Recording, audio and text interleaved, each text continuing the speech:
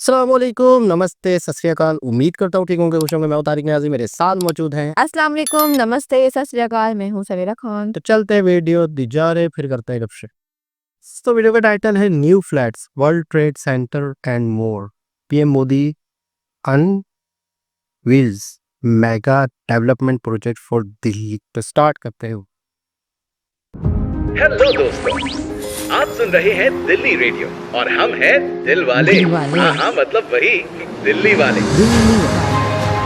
दिल्ली है दिल वालों का। भैया हम दिल्ली वालों का दिल जीता है प्रधानमंत्री नरेंद्र मोदी जी के काम ने। 10 साल से देख रहे हैं, मेट्रो, हाईवेज, आधुनिक कन्वेंशन सेंटर से लेकर पक्के आवास तक बनाकर हमारी जिंदगी आसान बना रहे हैं। हमारी दिल्ली को वर्ल्ड क्लास बना रहे हैं, बिना थके, बिना रुके।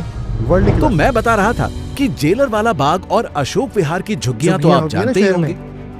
जो लोग अब तक यहाँ ऐसे जीने को मजबूर थे, वो अब यहाँ रहेंगे स्वाभिमान अपार्टमेंट्स में।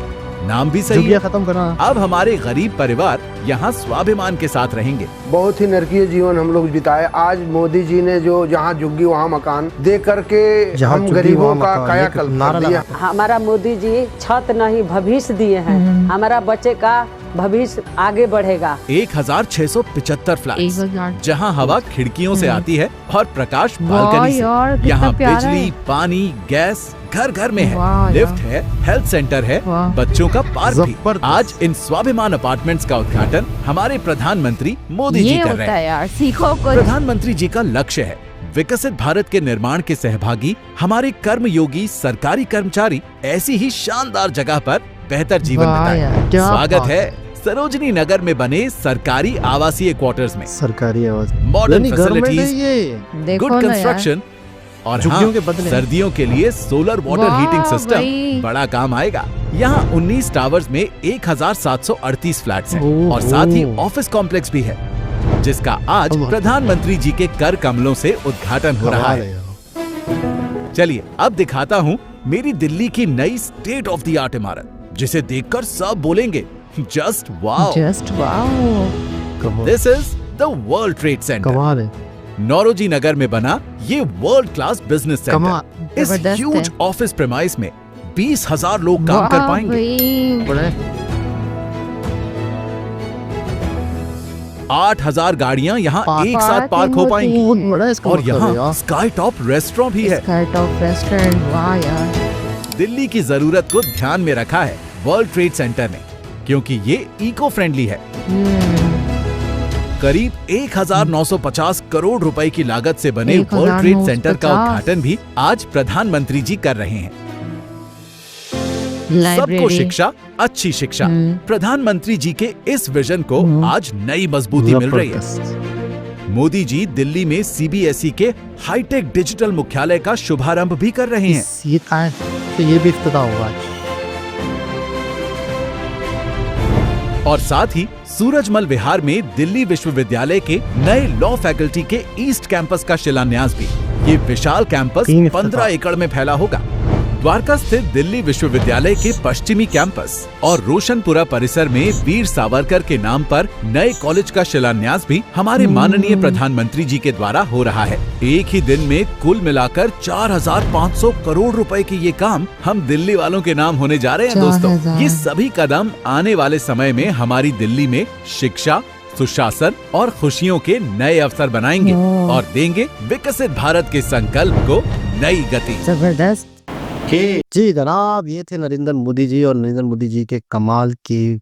अच्छा, हर शख्स, हर कंट्री का प्राइम मिनिस्टर, हर कंट्री का नागरिक चाहता है कि कुछ जैसे हमारे जो इंडिया पाकिस्तान है ना, बांग्लादेश है, यहाँ पर कुछ इलाके ऐसे हैं जो अनऑर्गेनाइज बस गए थे। लोगों ने यहाँ पे बैठ के एक घर, दूसरा घर, तीसरा घर, घर के अंदर घर, छोटी छोटी गलियां, ये वो, जैसे वो झोपड़पट्टियां कहते हैं, ये चौल कहते हैं, या स्लम एरिया कहते हैं। आप उनको हटा नहीं सकते। पूछे क्यों? बहुत बड़ी तादाद होती है, वो सड़कों पे आ जाती है। आज कर दिए, फिर एनजीओ आ जाती हैं।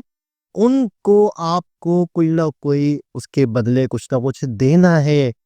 आपके शहर में लोग आते हैं कि आपके शहर की खूबसूरती उनकी वजह से कम हो रही होती है। ऐसा है, आपका शहर की एक डेवलप कंट्री आप बनते जा रहे हो और इसमें स्लम एरियाज भी हैं, तो आपको कहीं ना कहीं उसका भी संविधान इसका ही कहीं ना कहीं से सोल्यूशन ढूंढना होगा। तो उनको उस जगह से हटाने के बदले अगर आप उसको घर दोगे तो ही हटेंगे ना। बिल्कुल ऐसा ही, और मतलब उनको नॉर्मल जिंदगी से आप एक अच्छी जिंदगी दे रहे हो, बहुत अच्छी जिंदगी। अच्छा, इन जगहों पे ज्यादातर बीमारियां, अच्छा मतलब गैर उभर रही है, हाँ जैसे तो जरा सीवेज का कोई खास निजाम नहीं होता, पानी बह रहा है, फिर मच्छर, फिर पानी ठहरा हुआ है, तो बच्चे छोटे छोटे बीमार, फिर अमवात, फिर डेथ लोगों की। तो आप वो समझ लो कि जब एक साफ सुथरे घर में इंसान जाता है ना, तो नए घर में और साफ सुथरे घर में जहाँ पर एक सिस्टम होता है, एक वॉशरूम होता है, सारी चीजें होती हैं, तो ऑटोमेटिकली आप उसको उस तरह रखते हो, उस घर को उसी तरह रखते हो। आपका पड़ोसी ने कैसे रखा हुआ है, उसने कैसे रखा हुआ है, आप अगर गंदा रखोगे आपको शर्म आएगी। ऐसा ही है बिल्कुल। ठीक है ना। तो फिर बाकायदा एक गवर्नमेंट का मामला है, तो यहाँ पर सफाई का भी निज़ाम होगा। तो मैं कहूँगा बहुत ही खूबसूरत, कई लोगों की आने वाली कई नस्लों की, आप जैसे वहाँ पे स्लम एरिया में या झोपड़पट्टी में बच्चे पैदा होते, बीमार होते, पता नहीं कहीं इस दुनिया से चले जाते, कहीं क्या होता कहीं क्या नहीं होता, लेकिन अगर उन्हें उनकी परवरिश भी खराब होती है, उनको मतलब वो फैसिलिटीज नहीं मिलती, पढ़ाई लिखाई ये अब वहाँ पे आने वाले नस्ल जो है, आने वाले लोग के हैं, वो अपनी जिंदगी कितनी बेहतर तरीके से गुजारेंगे। बेहतर से बेहतरीन तरीके से अपनी जिंदगी को गुजारेंगे। और वाकई वो इनके चेहरों पे स्माइल से और उनकी बातों से लग ही रहा था कि वो कितने खुश हैं।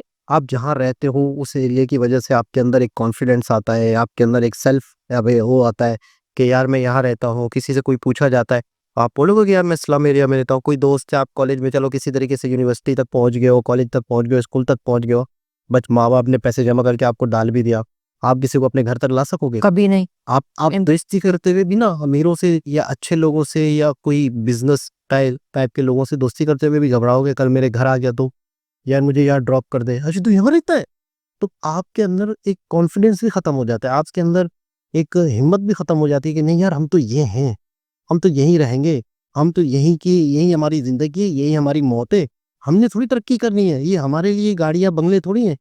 इस तरह से लोग अच्छे घरों में जाएंगे तो उनके अंदर भी एक हिम्मत अवेयरनेस आएगी। कि हम और इसके मजीद कुछ करें, बिल्कुल। और मजीद इस मुल्क के लिए भी कुछ करें, अपने लिए भी कुछ करें। तो बहुत ये जो है ना, ये फिलहाल तो ऐसा लगता है पैसा लग गया, मैं समझता हूँ बहुत लॉन्ग टर्म के लिए इन्वेस्टमेंट है। ऐसा ही है। आप अपने आने वाली नस्ल लोगों को तैयार कर रहे हो और बेहतर उसका ये सुधार रहे हो। बिल्कुल ऐसा है। बहुत बेहतरीन इन्वेस्टमेंट है। इसका सिला 10-10, 20-20, 25-25 साल बाद नजर आता है। ऐसा ही। आपके मुल्क बेहतर हो जाते हैं, आपके मुल्क में तरक्की होती है। दोबारा किसी और वीडियो के साथ आपसे मुलाकात होती है, जब तक के लिए ख्याल रखें। अल्लाह हाफिज।